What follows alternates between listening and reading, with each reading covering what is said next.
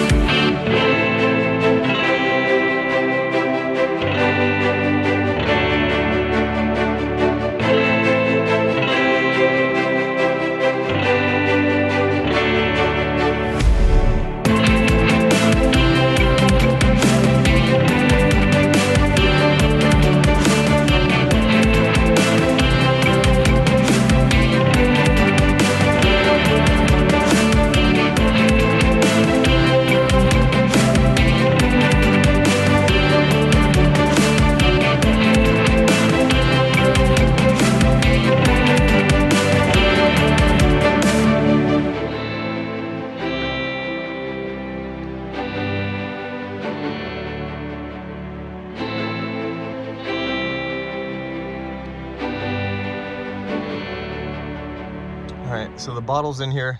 It's freaking solid. Had to go through a couple different, I don't know, adapters, grommets, whatever the hell you want to call it, just to make sure it's solid, but it's there and ain't going anywhere until we need to use it, which is hopefully never. Thanks for joining, and stay safe out there.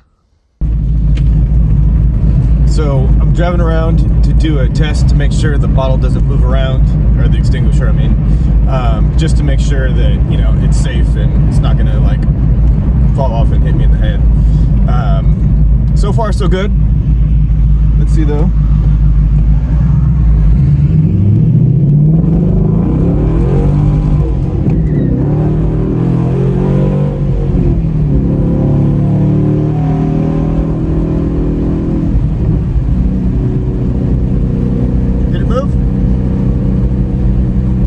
So I think we're good. Thanks for joining. Please consider subscribing. See you on the next one.